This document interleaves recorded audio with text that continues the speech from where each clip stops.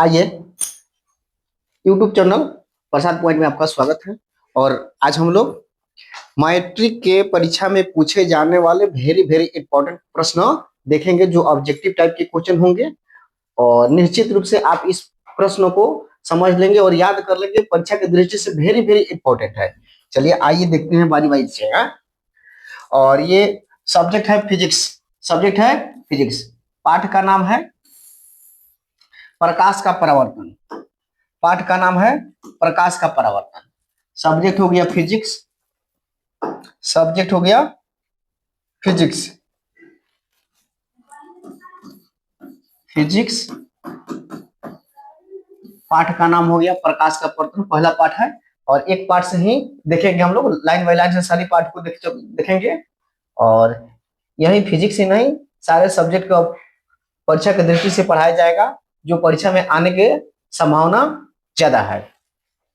चलिए, पहला प्रश्न है, परावर्तन के नियम से निर्धारित होता है। यानी कि परावर्तन के नियम से क्या देखते हैं? परावर्तन के नियम यही कहता है कि आपतन कोण जितना होता है उतना ही कोण परावर्तन होता है। यानी कि आपतन कोण बराबर परावर्तन कोण, दोनों आपस में बराबर होता है। प्रकाश तरंग का उदाहरण है, प्रकाश तरंग का उदाहरण है, प्रकाश एक विद्युत चुंबकीय तरंग है।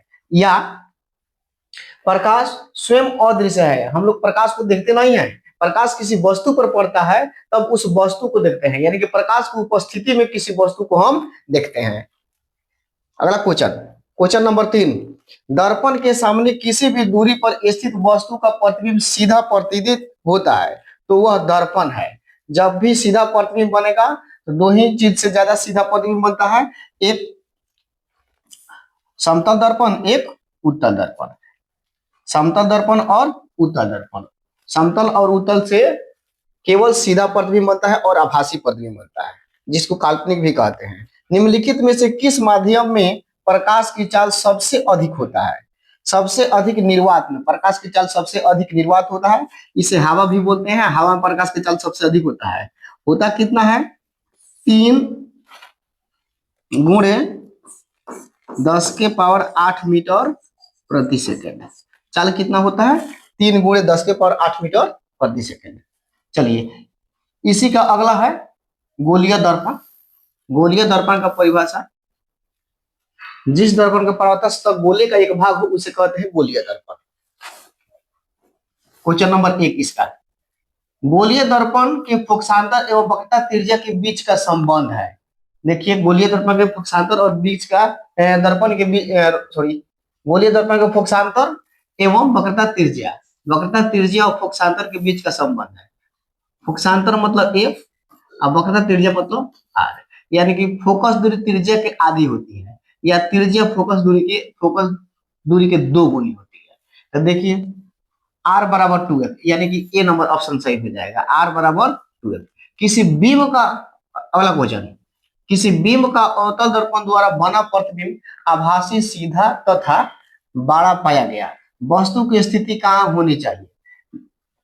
देखिए, वस्तु को हम ध्रुव और मुख्य फोकस F के बीच रखेंगे।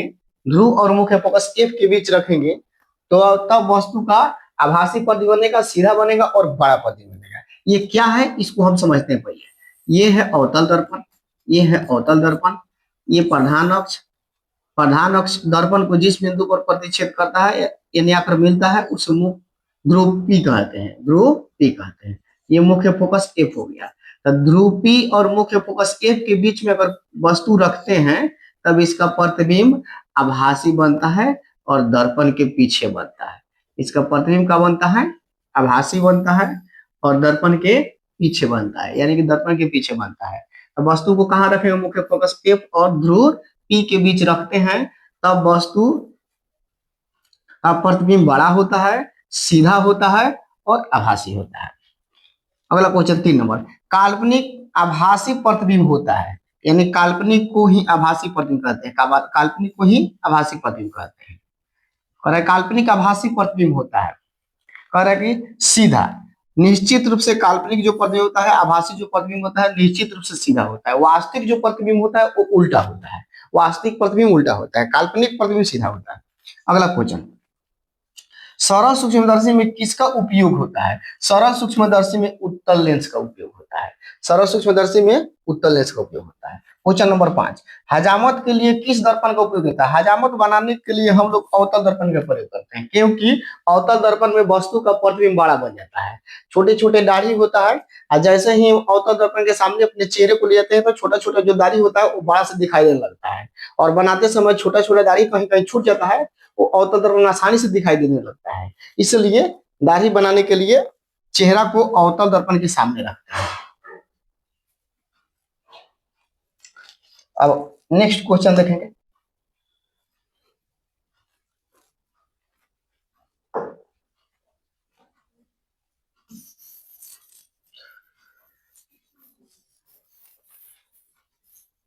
आप लोग रोजाना वीडियो देखें और अपना परीक्षा की तैयारी एक महीने के अंदर कर लें, जिससे आपका फर्स्ट आ जाए। और लड़कियों के लिए तो बल्ले बल्ले है, एक महीना मात्र पढ़ लेंगी, जो कमजोर से कमजोर लड़कियां होंगी और एक माह पढ़ लेंगी तो निश्चित रूप से उनका फर्स्ट डिवीजन आ जाएगा और 10,000 के हकदार हो जाएगी। एक महीना मात्र पढ़ने की जरूरत है, एक महीना लगातार मेरा यूट्यूब वीडियो देख लें, कहीं जाने की जरूरत नहीं है, निश्चित रूप से फर्स्ट आएगा, निश्चित रूप से फर्स्ट आएगा। नेक्स्ट क्वेश्चन देख रहे हैं, नेक्स्ट क्वेश्चन देखेंगे हम।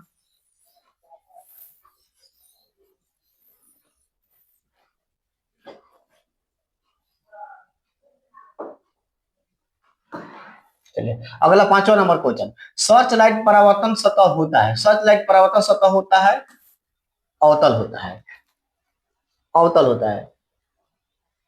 दंत विशेषज्ञ दर्पण का उपयोग मरीजों को के दांतों का बड़ा प्रतिबिंब देखने के लिए करता है।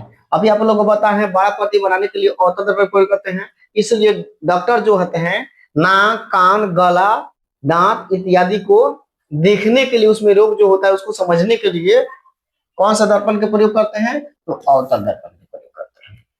एक प्रयोग में अवतल दर्पण द्वारा किसी वस्तु का प्रतिबिंब एक पर्दे पर प्राप्त किया जाता है। दर्पण की फोकस दूरी को निर्धारित करने के लिए प्रयोगकर्ता को मापने की जरूरत है। दर्पण एक प्रयोग में अवतल दर्पण द्वारा किसी बिंब का प्रतिबिंब एक पर्दे पर प्राप्त किया जाता है। दर्पण की फोकस दूरी को निर्धारित करने के लिए प्रयोगकर्ता को मापने की जरूरत है।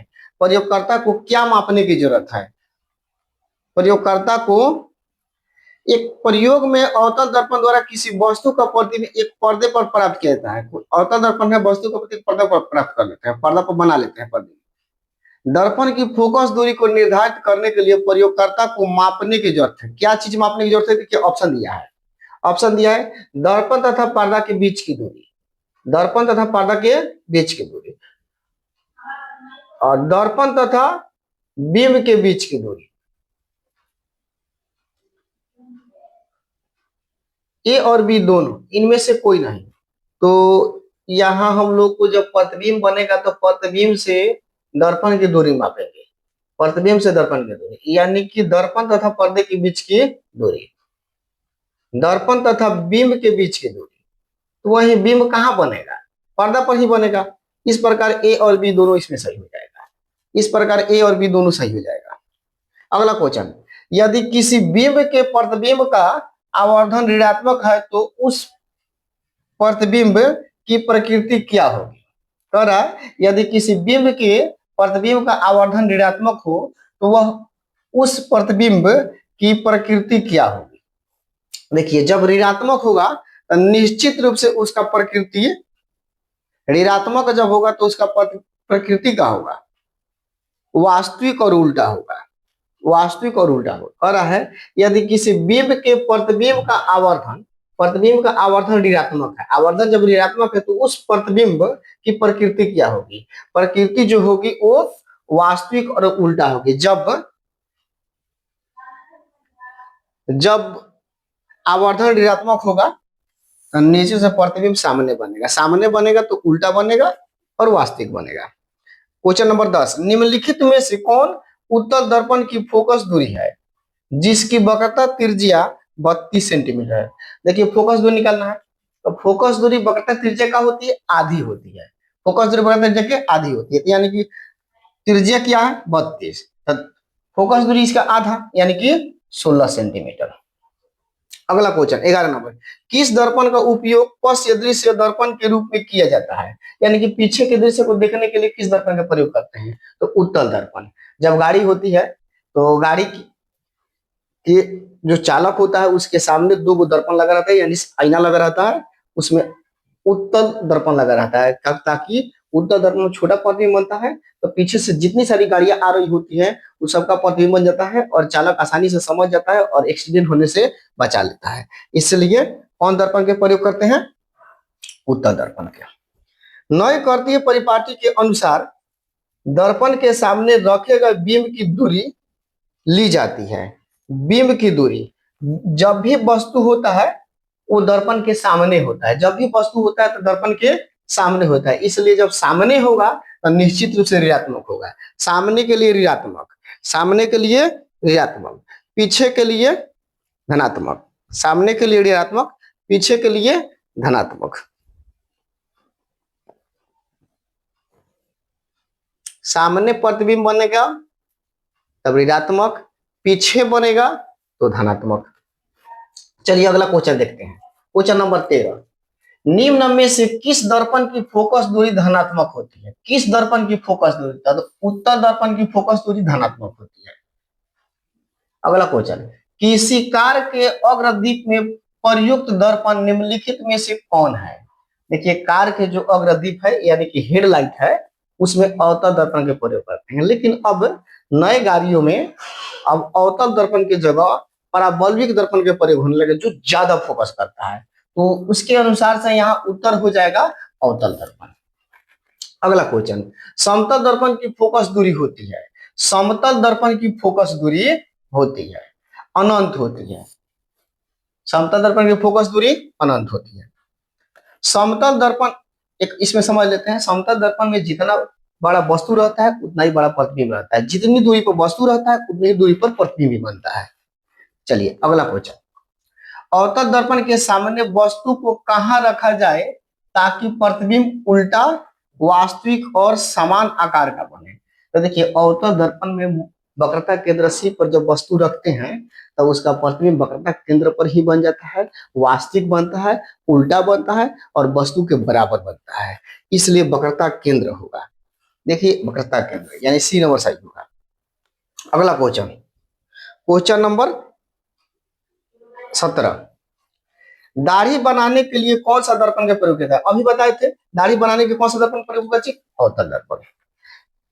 18 नंबर, किसी अवतल दर्पण की फोकस दूरी और उसकी त्रिज्या है तो निम्नलिखित में कौन संबंध है। फोकस दूरी और त्रिज्या का संबंध वही हो सकता है फोकस दूरी त्रिज्या के आधी और त्रिज्या फोकस दूरी के 2 गुने।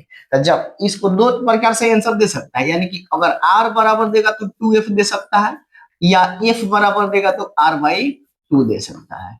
अब देखिए इसमें से कौन सा ऑप्शन दिया है, यानी कि r बराबर 2f, यानी कि बी नंबर ऑप्शन सही होगा। क्वेश्चन नंबर 19 देखिए, उत्तल दर्पण में बना प्रतिबिंब काल्पनिक होता है, काल्पनिक मतलब आभासी, काल्पनिक मतलब आभासी, तो जब भी आभासी प्रतिबिंब बनेगा तो सीधा बनेगा, कैसा बनेगा जी, सीधा बनेगा, तो यहाँ सीधा एवं आवर्धित, सीधा एवं छोटा, ये सही होगा। उत्तल दर्पण में सीधा प्रतिबिंब बनता है और छोटा प्रतिबिंब बनता है। क्वेश्चन नंबर 20 देखते हैं, क्वेश्चन नंबर 20 क्वेश्चन है, किस दर्पण से हमेशा वस्तु में छोटा प्रतिबिंब प्राप्त होता है। अभी बताए हैं कि उत्तल दर्पण से वस्तु में छोटा प्रतिबिंब प्राप्त होता है।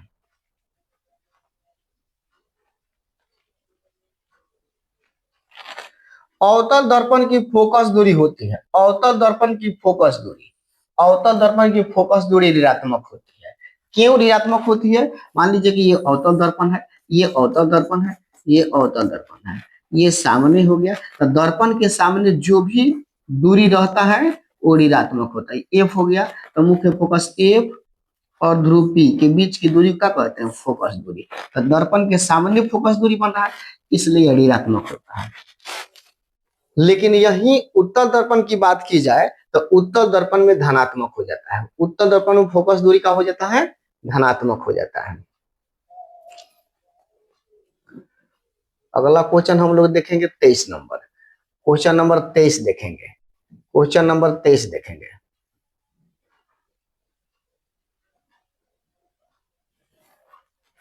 क्वेश्चन नंबर 23 देखिए, कह रहा है कि दर्पण का सूत्र है। तो दर्पण का सूत्र होता है 1/v plus 1/u equal to 1/f। ये दर्पण का सूत्र है। लेंस का सूत्र इसका ऋणात्मक हो जाता है, यानी कि माइनस में हो जाता है। लेंस का सूत्र इसका ऋणात्मक हो जाता है, यानी कि देख लेते हैं। ये है दर्पण सूत्र, यानी कि 1/v plus 1/u equal to 1/f। ये दर्पण सूत्र है। और सेम यही सूत्र रहेगा लेकिन माइनस में रहेगा, 1/v minus 1/u equal to 1/f। तो ये लेंस सूत्र कहलाता है। ये कौन सूत्र है? लेंस सूत्र है। यह लेंस सूत्र है। यह कौन सूत्र है? दर्पण सूत्र है। ये कौन सूत्र है? दर्पण सूत्र। दर्पण सूत्र प्लस होता है और लेंस सूत्र माइनस होता है। चलिए नेक्स्ट क्वेश्चन देखते हैं। Question number 24। एक गोलीय दर्पण की फोकस दूरी 20 सेंटीमीटर तक गोलीय दर्पण है। अब देखिए, कह रहा है कि गोलीय दर्पण की फोकस दूरी 20 सेंटीमीटर है। तो गोलीय दर्पण के है, गोलीय दर्पण, क्वेश्चन कट गया है, थोड़ा कटा हुआ क्वेश्चन है लेकिन थोड़ा हम लोग समझ लेते हैं। ये गोलीय दर्पण की फोकस दूरी 20 सेंटीमीटर, तो गोलीय दर्पण के डैश है, मतलब कुछ क्वेश्चन कटा हुआ है। ये गोलीय दर्पण की फोकस दूरी 20 सेंटीमीटर, तक गोलीय दर्पण के, गोलीय दर्पण के बारे में पूछ रहा है। कौन सा गोलीय दर्पण होगा? तो उत्तल गोलीय दर्पण इसका आंसर हो जाएगा। कौन दर्पण? उत्तल दर्पण। एक गोलीय दर्पण की फोकस दूरी प्लस 20 सेंटीमीटर है। देखिए, फोकस दूरी प्लस 20 सेंटीमीटर की बात कर रहा है, तो गोलीय दर्पण के फोकस दूरी अगर प्लस में बात कर रहा है तो दर्पण के पीछे होगा। दर्पण के क्या होगा? पीछे होगा, इधर होगा। तो दर्पण के पीछे कब को का प्लस से बोल करते हैं, और दर्पण के सामने किसको करते हैं? माइनस से। तो यहाँ किसका चिन्ह दिया है? प्लस के। तो निश्चित रूप से ये कौन सा दर्पण होगा? तो उत्तल दर्पण होगा। क्वेश्चन यही कह रहा है। क्वेश्चन नंबर 25 देखिए, किस दर्पण की फोकस दूरी चिन्हों की परिपाटी के अनुसार ऋणात्मक मानी जाती है? किस दर्पण की फोकस दूरी चिन्हों की परिपाटी के अनुसार ऋणात्मक मानी जाती है? तो समझ लेंगे, अवतल दर्पण की फोकस दूरी ऋणात्मक मानी जाती है। अभी समझाए हैं, ये अवतल दर्पण है। अवतल दर्पण में जितना सारा प्रतिबिंब बनेगा वो सब सामने बनेगा, या वस्तु भी सामने रहेगा, फोकस दूरी भी सामने रहेगा, इसलिए इसमें ऋणात्मक होता है। एक में इसमें एक ऐसा स्थिति आता है कि वस्तु को मुख्य फोकस एफ और ध्रुव पी के बीच रखते हैं तो वस्तु का प्रतिबिंब सामने न बनकर पीछे बन जाता है। तो इस स्थिति में आभासी होता है, लेकिन बाकी सारे स्थिति में क्या होता है? वास्तविक होता है, सामने प्रतिबिंब बनता है। Question number 26। अवतल दर्पण में आवर्धित काल्पनिक प्रतिबिंब बनाने के लिए वस्तु को रखा जाता है। अब देखते हैं अवतल दर्पण में आवर्धित काल्पनिक प्रतिबिंब। अभी बताए हैं कि काल्पनिक प्रतिबिंब आभासी प्रतिबिंब बनाना होगा तो वस्तु को कहां रखेंगे? मुख्य फोकस एफ और ध्रुव पी के बीच रखेंगे। तो देखिए यहाँ ऑप्शन कहां दिया है? ऑप्शन दिया है फोकस और ध्रुव के बीच। यही आंसर सही होगा, ए नंबर सही होगा, फोकस और ध्रुव के बीच। Question number 27। निम्नलिखित में से किस दर्पण द्वारा किसी वस्तु का आभासी प्रतिबिंब बन सकता है? कहां बन सकता है? कुछ कटा हुआ है। निम्नलिखित में से किस दर्पण का किसी वस्तु का आभासी प्रतिबिंब बन सकता है? तो आभासी प्रतिबिंब किसका बन सकता है जी? उत्तल दर्पण का। उत्तल दर्पण का आभासी प्रतिबिंब बनेगा। लेकिन बात यह है, यहाँ हम थोड़ा ध्यान देंगे तो आभासी प्रतिबिंब समतल में भी बनता है, उत्तल में भी बनता है और अवतल में भी बनता है। क्यों? जब अवतल में मुख्य फोकस एफ और ध्रुव पी के बीच रखते हैं तो आभासी बन जाता है, उत्तल में हमेशा आभासी बनता है और समतल में भी हमेशा आभासी बनता है। इस प्रकार इसके लिए इनमें से सभी, यह डी नंबर ऑप्शन सही हो जाएगा। इस क्वेश्चन का डी नंबर आंसर सही हो जाएगा। इस क्वेश्चन का आंसर डी सही हो जाएगा, यानी कि इसमें सभी ऑप्शन का है सही है। तो उत्तर के लिए आंसर कौन सही माना जाएगा? डी माना जाएगा। अगला क्वेश्चन देखिए। अगला क्वेश्चन, अगला क्वेश्चन ये है क्वेश्चन नंबर 28। क्वेश्चन नंबर 28 देखते हैं। क्वेश्चन नंबर 28, फोकस दूरी 20 सेंटीमीटर के अवतल दर्पण की वक्रता त्रिज्या होगी। अब देखिए फोकस दूरी 20 सेंटीमीटर कर रहा है और त्रिज्या की बात कर रहा है, तो त्रिज्या फोकस दूरी की 2 गुनी, तो 20 दूनी कितना होता है 40। इसका आंसर 40 हो जाएगा। अगला क्वेश्चन, आंख नाक गला चिकित्सक द्वारा उपयोग में लाए जाने वाला दर्पण। अभी बताए हैं नाक कान गला देखने के लिए किसका प्रयोग करते हैं, अवतल दर्पण के। कौन सा आंसर हो जाएगा जी, अवतल दर्पण। अगला क्वेश्चन, उत्तल दर्पण में आवर्धन का महत्तम मान है। आवर्धन का महत्तम मान 1/2, सबसे अधिक कितना हो जाएगा 1/2। अगला क्वेश्चन, अवतल लेंस द्वारा प्राप्त प्रतिबिंब होता है। अवतल लेंस द्वारा प्राप्त, अवतल लेंस द्वारा प्राप्त प्रतिबिंब होता है। देखिए अवतल लेंस में, अवतल लेंस द्वारा प्राप्त प्रतिबिंब होता है। अवतल लेंस में आभासी प्रतिबिंब बनता है, वास्तविक भी बनता है, सीधा भी बनता है और उल्टा भी बनता है। देखते हैं कौन सा ऑप्शन दिया है। छोटा, तो छोटा भी प्रतिबिंब बन जाता है, इसमें छोटा भी प्रतिबिंब बन जाता है। छोटा कब बन जाता है, जब वस्तु को अनंत दूरी पर रखते हैं तब वस्तु का प्रतिबिंब मुख्य फोकस ए पर बनता है और अत्यंत छोटा बनता है, अत्यंत वेरी वेरी स्मॉल। तो ये ऑप्शन सही दिख रहा है। अगला सीधा बनता है, तो सीधा भी प्रतिबिंब बन जाता है अवतल में। अभी पता है कि मुख्य फोकस एफ और ध्रुव पी के बीच वस्तु रखते हैं तो दर्पण के पीछे प्रतिबिंब बनता है तो सीधा बनता है, तो ये भी ऑप्शन सही लग रहा है। आभासी बनता है, तो जो सीधा बनता है वो आभासी भी होता है, तो ये भी ऑप्शन सही है। इस प्रकार इनमें से सभी आंसर सही हो जाएगा, तो आंसर डी सही होगा। इसका आंसर डी सही हो जाएगा। इसका एक्यूरेट आंसर कौन हो जाएगा, डी, क्योंकि तीनों ऑप्शन सही है। अगला क्वेश्चन देखिए, अगला क्वेश्चन, क्वेश्चन नंबर 32, यदि अवतल दर्पण का निचला आधा भाग टूट जाए तो प्रतिबिंब, अब देखिए कोई दर्पण होगा, अवतल हो चाहे कोई भी दर्पण हो, आधा नीचे से टूट जाएगा तो प्रतिबिंब तो ज्यादा बनेगा नहीं, तो निश्चित रूप से प्रतिबिंब में भी फर्क पड़ेगा। अब देखिए पढ़ते हैं ऑप्शन का मिलता है, सीधा बनेगा, आधा बनेगा, कम तीव्र बनेगा और इनमें से कोई नहीं। कम तीव्र बनेगा क्योंकि इसका आकर्षण शक्ति जो होगा, परावर्तन शक्ति जो होगा कम हो जाएगा, इसलिए कम तीव्र बनेगा। अगला क्वेश्चन, क्वेश्चन नंबर 33 देखते हैं।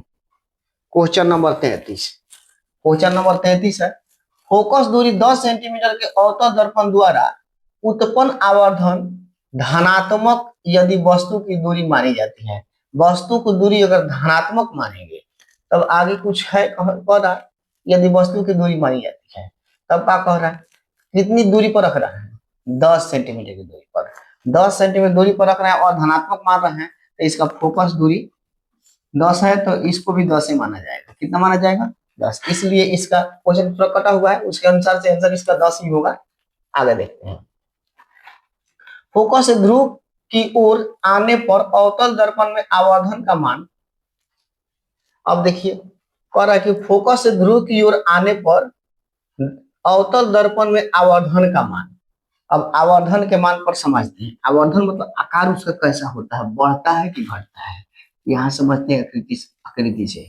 ये है अवतल दर्पण, ये है अवतल दर्पण, ये अवतल दर्पण है, ये मुख्य फोकस एफ है, ये वक्रता केंद्र सी है, ये अनंत है। अनंत पर जब वस्तु रखते हैं, अनंत पर वस्तु रखते हैं तो इसे निकले समांतर प्रकाश किरण दर्पण से परावर्तन के बाद मुख्य फोकस ए पर काटती है जहां वस्तु का प्रतिबिंब बनता है और ये प्रतिबिंब अत्यंत छोटा बनता है। अच्छा चलिए अगला वस्तु कहाँ रखेंगे, अनंत और वक्रता केंद्र सी के बीच रखेंगे। तो अनंत और वक्रता केंद्र सी के बीच रखेंगे तो प्रतिबिंब अब यहाँ से इसके बीच में आकर बनेगा ऐसे। अब बीच में आकर बनेगा तो वस्तु बड़ा है लेकिन वस्तु की तुलना में प्रतिबिंब छोटा होगा, प्रतिबिंब का होगा छोटा, लेकिन यहाँ पर जो वस्तु प्रतिबिंब बना था वो बिल्कुल छोटा सा बना था और यहाँ प्रतिबिंब बना उसके तुलना में बड़ा हो गया। अब वस्तु को कहाँ रखते हैं, वक्रता केंद्र सी पर, वक्रता केंद्र सी पर रखते हैं तब प्रतिबिंब अब यहाँ से यहाँ आया तो अब सी पर ही बनेगा और जितना बड़ा वस्तु है उतना ही बड़ा प्रतिबिंब बनेगा, यानी कि प्रतिबिंब के आकार बढ़ रहा है। जैसे जैसे वस्तु को अनंत से दर्पण की ओर ले जा रहे हैं वैसे वैसे प्रतिबिंब दर्पण से अनंत की ओर जा रहा है, जितना ही अनंत की ओर जा रहा है तो प्रतिबिंब में बढ़ते जा रहा है। अब वस्तु को कहाँ रखेंगे, वक्रता केंद्र सी और मुख्य फोकस एफ के बीच रखेंगे। अब वक्रता केंद्र सी के बीच और सी, वक्रता केंद्र सी और मुख्य फोकस एफ के बीच रखते हैं तब प्रतिबिंब भी अनंत और वक्रता केंद्र सी के बीच बनता है, लेकिन प्रतिबिंब वस्तु के तुलना में बड़ा बनता है। अब जैसे ही वस्तु को वक्रता मुख्य फोकस एफ पर रखते हैं तब प्रतिबिंब इधर आकर अनंत पर बनता है और बहुत बड़ा बन जाता है, बहुत बड़ा। लेकिन अब वस्तु को इधर रख देते हैं मुख्य फोकस एफ और ध्रुवती के बीच, तब प्रतिबिंब इधर बनने के बजाय प्रतिबिंब दर्पण के पीछे बन जाता है और बड़ा प्रतिबिंब बनता है।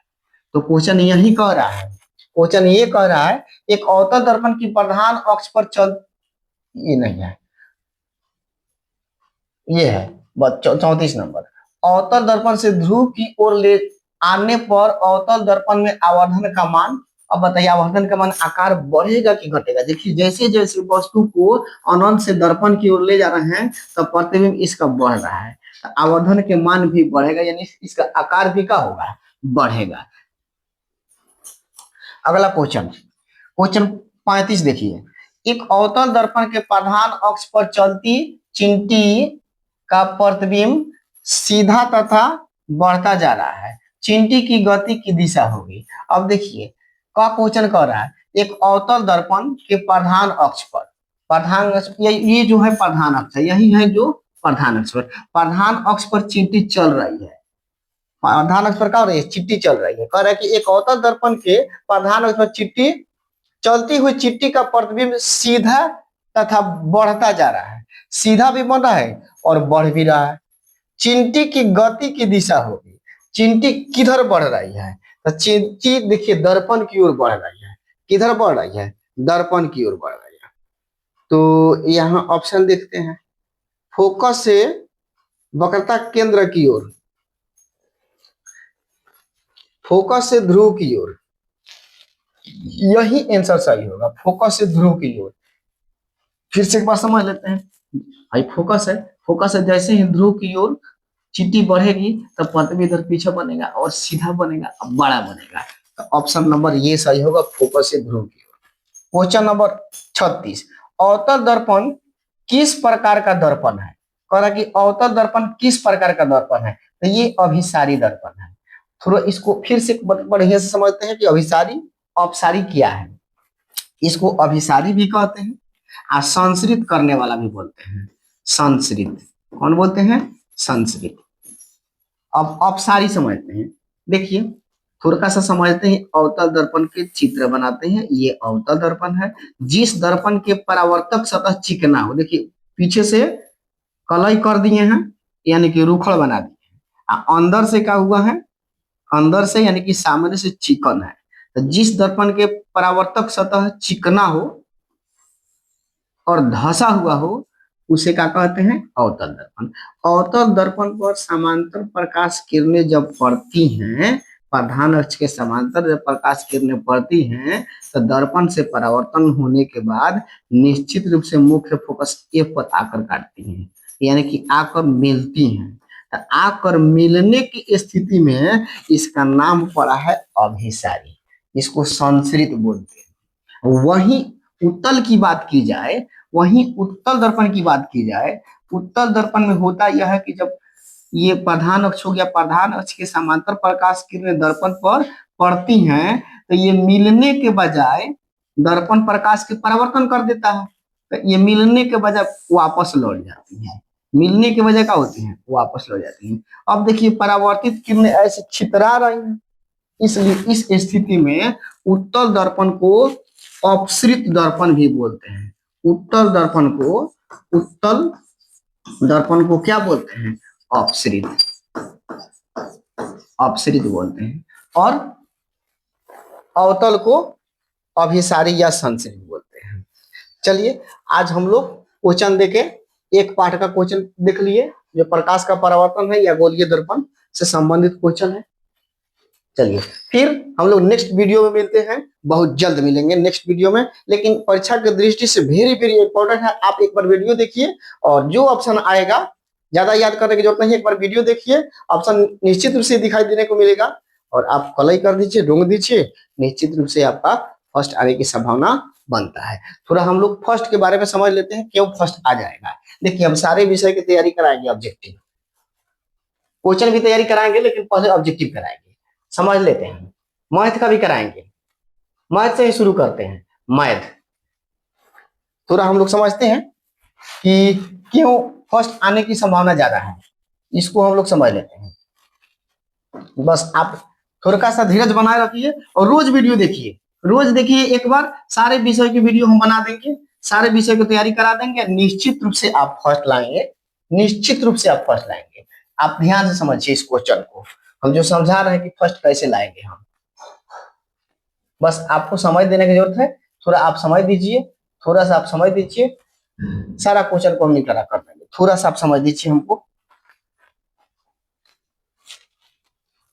थोड़ा सा आप हमको समझ दीजिए, हम सारे क्वेश्चन को निपटारा कर देंगे। देखिए क्वेश्चन ये है, समझने का तरीका ये है कि हम कैसे इसको फर्स्ट लाने के लिए बता रहे हैं, ये भी आप समझ लीजिए। समझना भी जरूरी है और वीडियो देखना भी जरूरी है, और रिजल्ट बार बार आता नहीं है, अच्छा रिजल्ट लाना भी जरूरी है। देखिए मैथ, ये हो गया आपका सब्जेक्ट मैथ। मैथ का ये समझते हैं, सबसे पहले हम लोग मैथ को देखते हैं, मैथ समझ लेते हैं। जैसे में ये हो गया मैथ, मैथ तो मैथ में आपका ऑब्जेक्टिव कितना नंबर का होगा, 50 नंबर का। उसके बाद से हिंदी, हिंदी का भी कराएंगे, मैथ का भी कराएंगे, हिंदी का भी कराएंगे। अभी हमारे पास 1 महीना समय है, 1 महीना में निश्चित रूप से फर्स्ट लाने लायक हम आपको तैयारी करा देंगे ना। पहले ऑब्जेक्टिव समझते हैं, सब्जेक्टिव भी बताएंगे। चलिए एच से हिंदी, हिंदी का भी ऑब्जेक्टिव 50 नंबर की होगा। उसके बाद से आपका हो गया साइंस, साइंस नहीं देखते हैं, संस्कृत पहले देख लेते हैं। संस्कृत में भी आपका हिंदी ऑब्जेक्टिव 50 नंबर की होगा, सबका कराएंगे, सबका बारी बारी से कराएंगे। और आपका हो गया साइंस, SCI, तो ये आपका हो जाएगा 35 नंबर के ऑब्जेक्टिव। उसके बाद से आपका सोशल साइंस, सोशल साइंस आपका हो जाएगा 35 नंबर के। इस प्रकार टोटल जोड़ लीजिए, टोटल जोड़ लीजिए, 5 5 10, 5 5 10 और 5 15, 15 3 18, 18 3 21, 21 एक हाथ में मिला है 22, कितना नंबर आ गया, 220 नंबर। अब थोड़ा ये भी समझिए, ये जो साइंस है और सोशल साइंस है, इसमें प्रैक्टिकल मिलेगा 20-20 नंबर के, साइंस में 20 मिलेगा और सोशल साइंस में 20 नंबर मिलेगा। तो आपका प्रैक्टिकल कितना के हो गया, 40 नंबर। टोटल जोड़ेंगे तो आपका टोटल नंबर कितना के आएगा, 260 नंबर। ये आपका 260 नंबर केवल ऑब्जेक्टिव से प्राप्त हुआ, केवल किससे प्राप्त हुआ जी, ऑब्जेक्टिव से। अब आप रोज प्रतिदिन ये वीडियो देखेंगे, थोड़ा सा समझिए, रोज प्रतिदिन ये वीडियो देखेंगे तो सारे ऑब्जेक्टिव ही करा देंगे। अब कोई ऐसा क्वेश्चन नहीं हो कि जो हम वीडियो करा रहे हैं इसमें से नहीं दिखाई दे, और जो ऑब्जेक्टिव बता रहे हैं इसमें से आपको नहीं दिखाई दे। क्योंकि देखिए जितना हम बता देंगे, निश्चित रूप से समझ लीजिए कि 100 वो ऑब्जेक्टिव आएगा, उसमें से 85 गो के उत्तर देना होगा, और 100 गो में से निश्चित रूप से इतना समझ लीजिए कि आपको 70 80 या 90 तक प्रश्न लड़ जाएंगे। मेरा ये ऑब्जेक्टिव को प्रश्न लड़ जाएंगे, 70 80 90 तक लड़ जाएंगे सारे विषय के। तो नीचे 50 नंबर से ना मतलब है, निश्चित रूप से आपका नंबर आएगा। अब देखिए आपका टोटल नंबर कितना हो गया, 260। और जब हम आपको प्रश्न बताएंगे, प्रश्न बताएंगे तो हिंदी में समझ लीजिए आपका गधांश आता है, गधांश 2 गो गधांश आता है, 10 नंबर के। हिंदी में गधांश 2 गो आ जाता है, हिंदी में गधांश 2 आ जाएगा 10 नंबर के। उसके बाद से निबंध आ जाएगा 10 नंबर के, अब 5 नंबर के पत्र लेखन आ जाएगा। कितना नंबर हो गया, 35 नंबर। कितना नंबर हो गया, 35 नंबर। इसमें आप 35 नंबर ऐड कीजिए, को भी बताएंगे हम। इसमें 35 नंबर ऐड कीजिएगा, 35 नंबर, 35 नंबर जैसे ही ऐड कीजिएगा तो ये आपका हो जाएगा 295 नंबर। सेम यही प्रोसेस आपका होगा संस्कृत के साथ। यहीं प्रोसेस संस्कृत के साथ होगा, जो उसको निश्चित रूप से हम तैयारी कराएंगे। निश्चित रूप से तैयारी कराएंगे तो समझिए संस्कृत में अगर कितना हम कम लाने देंगे तो 20 नंबर से कम लाने नहीं देंगे, लिखने वाला में, प्रश्न वाला में। अब थोड़ा 20 नंबर इसमें जोड़ लीजिए। 5 9 2 11 और 2 और एक हाथ में के 3, 315 तो ऐसे ही हो गया। अब मैथ मेरा स्पेशलिस्ट है तो मैथ में इतना निश्चित रूप से समझ लीजिए कि मैथ में लगभग लगभग जो बताएंगे या तो क्वेश्चन आ जाएगा और नहीं तो उस पर आधारित जरूर प्रश्न आएगा, तो वो बनाने का तरीका वही हो जाएगा। तो मैथ में तो नाहियो आप लाएंगे, नाहियो लाएंगे तो 50 में 20 नंबर लिया देते हैं, 50 में 20 नंबर भी, तो आपका नंबर कितना हो गया 315 प्लस 20 नंबर मैथ में जोड़ देते हैं, आपका कितना हो गया 335। 335 उसके बाद से आप समझिए साइंस में, साइंस में आपका परीक्षा होगा 35 नंबर पे, 35 में आपका 15 नंबर लिया देते हैं, 35 में 15 नंबर लिया देते हैं, तो आपका हो गया 350।